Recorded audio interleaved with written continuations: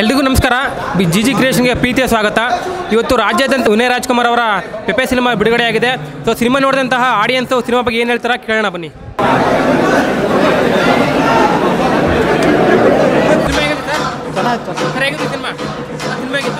ಏನೇ ಇಷ್ಟ ಆಯ್ತು ಕ್ಲಾಸಿಕ್ ಮೂವಿ ಚೆನ್ನಾಗಿದೆ.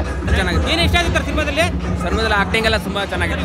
ತುಂಬಾ ಚೆನ್ನಾಗಿದೆ ಅಣ್ಣ. ಏನು ಇಷ್ಟ ಆಯ್ತು ಸಿನಿಮಾದಲ್ಲಿ? ಫೈಟಿಂಗ್ಸು ಅದ್ರ ಬಗ್ಗೆ ಏನು ಹೇಳಂಗಿಲ್ಲ, ಬಂದು ಪಿಕ್ಚರ್ ನೋಡಿ. ಫುಲ್ ಆಕ್ಷನ್ ಮೂವಿ ಚೆನ್ನಾಗೈತೆ. ಆಕ್ಷನ್ ಚೆನ್ನಾಗೈತೆ. ಅಣ್ಣ ಚೆನ್ನಾಗಿ ಮಾಡೋರು ವಿನಯ್ ಅಣ್ಣ. ಮೊದಲನೇ ಬಾರಿ ಈ ಒಂದು ರಾ ಲುಕ್ಕಲ್ಲಿ ನೋಡ್ತಿದ್ದೀರಾ, ಅದ್ರ ಬಗ್ಗೆ ಏನು ಹೇಳ್ತೀರಾ? ಚೆನ್ನಾಗಿ ಮಾಡೋರೆ. ಸೂಪರ್. ವಿನಯ್ ಅವ್ರ ಆಕ್ಟಿಂಗ್ ಇಷ್ಟ ಆಯಿತು. ಇದಕ್ಕೆ ಮುಂಚೆ ವಿನಯ್ ಅವ್ರನ್ನ ಲವ್ ಸ್ಟೋರಿ ಸಿನಿಮಾಗಳೆಲ್ಲ ನೋಡಿದ್ವಿ, ಬಟ್ ಈ ಮೂವಿಯಲ್ಲಿ ಮಾಸ್ ಕ್ಯಾರೆಕ್ಟರ್ ತುಂಬ ಚೆನ್ನಾಗಿದೆ. Beauty sir. ಜೈ ಪುನೀತ್ ರಾಜ್ಕುಮಾರ್. ಚೆನ್ನಾಗಿದೆ ಸರ್, ಅದ್ಭುತವಾಗಿದೆ ಫಿಲ್ಮಲ್ಲಿ. ಪಾತ್ರದಲ್ಲಿ ವಿನಯ್ ರಾಜ್ಕುಮಾರ್ ಅವರ ಪಾತ್ರ ಹೇಗಿತ್ತು?